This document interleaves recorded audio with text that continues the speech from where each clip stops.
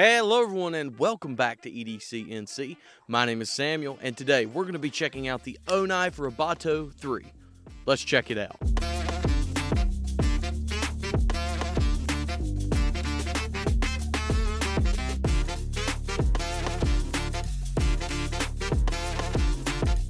Before we start our review, I do want to let you know that this knife, as well as a lot of, if not all, the other Oknifes, will be on sale August 23rd through the 25th. For National Knife Day. So please go down in the description below, use that link. If you purchase anything, I get a kickback. So this is the Oknife Rubato 3, and I think it's coming for the Griptillian's lunch. But before we get to that, let's go over some quick specifications. This knife has a blade length of 3 inches, a handle length of 3.85 inches. Add those two together, you got an overall length of 6.85 inches. Has a very nice inset deep carry pocket clip. Both the screws and the clip itself are inset. And it has the locking mechanism of the crossbar lock. But this knife is manufactured by Kizer. And as we all know, Kizer has really been nailing those crossbar locks here lately. And it's no exception with this. This knife is super smooth, super solid. Just feels great both in and out. The weight of this knife is 2.9 ounces. Between the length and the weight and just the overall build of this thing, it makes a great little compact everyday carry. Do some real quick size comparisons real fast. Here it is up against the Kizer T1. Here it is up against the Civivi Baby Banter. Here it is up against the Kizer Mini Doman. Here it is up against the CJRB Pyrite. And here it is up against the Benchmade Griptillian. Now that we've got those things out of the way, let's talk about the knife itself. Start up here at the blade. This flat ground 154 cm steel blade, which 154 cm, absolutely the way to go. Relatively easy to sharpen, holds an edge for a good long time, fairly corrosion resistant, which doesn't matter on this. As you can see, it is DLC coated. But still, 154 cm is an absolutely great all-around steel, and they did a good job on this knife. This thing was razor sharp out of the box, and boy, that tip. Ooh, that's super sharp. This drop point blade is going to be very useful for everyday carry. And that tip right there, if you can tell on the drop point, it does slope down the slightest bit to make it a really nice sharp point. The handles, or the scales, they are a green aluminum. And boy, are they thin. Check that out. Same thing with the blade stock thickness. The blade is super thin. Going to be great for those slicey everyday carry tasks. What about the handles? Well, these aluminum handles are great. Not only do they feel and look premium, they are so nice. The only complaint that I would have about the scales would be a little bit slippery, but that does come along with aluminum. A knife like the Kizer Original is going to be much more slippery than this because this has a honeycomb texture on it, which will help you to grip it a little bit better. And the other thing that I would complain about is this huge hole right here where the pocket clip is reversible at, which is great. I'm glad they've got it reversible. This is a fully ambidextrous knife, but it would be nice to see a plate right there to fill in the hole, maybe make it look a little more aesthetically pleasing. The thinness of the liners and the scales make this thing super duper thin. Check that out. I'm sure, again, you'll see on B-roll. But boy, this thing is super thin. Between the weight and the size, this thing carries in the pocket so well. Now, what about the pocket clip, as we just talked about? Well, it is a deep carry, as I said, reversible pocket clip, and it is inset, and so are the screws. So this thing, between the aluminum scales and the pocket clip being the way it is, slides in and out of the pocket super well. How are the ergonomics?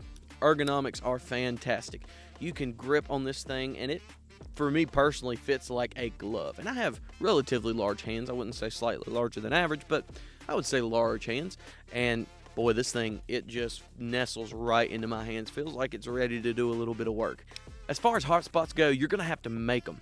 I mean, of course, I can get a hot spot on this knife if I just death grip it. Yeah, of course, there's going to be a hot spot. But when I'm just using this for everyday carry tasks, no hot spots. That pocket clip terminates flat at the very end. Therefore, it sits in your hand really, really nicely. How's the action?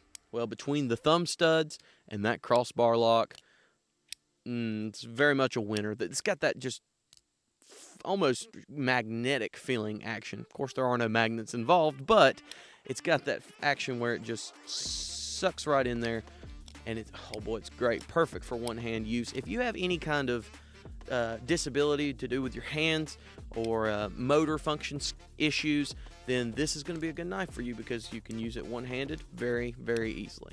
And how's the jimping? Well, there's very little jimping on this knife to talk about, but there is some right here at the back of the blade, and it's in a very good spot. I complain about this on almost all knives. I just wish the jimping went a little bit further up the blade. That would make it great for really gripping it, but other than that, the jimping that is on here is really good. It's very fine, very micro, and it grips onto your thumb. Doesn't let you slide around all over this knife. So why did I make the statement at the beginning of the video that I did about this possibly replacing the Griptillian, more specifically the mini Griptillian? Well, it's just the construction and the overall upgrade that this is from the Griptillian. This comes in at $90 when it's not on sale. If I had to guess, they haven't given me the prices yet for the sale, but I would guess this is going to be probably around the $60 mark. It's $89.99 when it's not on sale, so probably between $60 and $70 if I had to guess.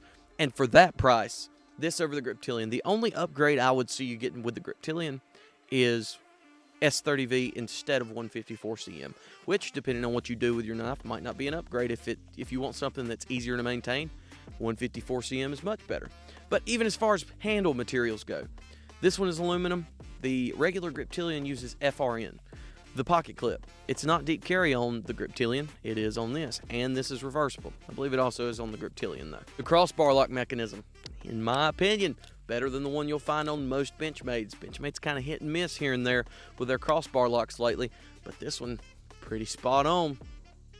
The thinness of the blade, the thinness of the handle, the weight, all these things combined. Honestly, if I had to choose between the mini Griptillian and this guy right here, for my money, I believe I'd have to go with this guy. Now, of course, if you've had your own mini Griptillian, go after it. You know, you might not be happy until you get your hands on that one. But if you're just looking for a small everyday carry knife and it's between this and the Griptillian, I'd go with this all day. Hope you guys enjoyed that video. If you did, please like, comment, subscribe, all those wonderful things. Again, links in the description for the Olight sale going on August 23rd through the 25th. If you click that link, I get a kickback from it if you purchase something. Thanks for watching. Have a great day, and God bless.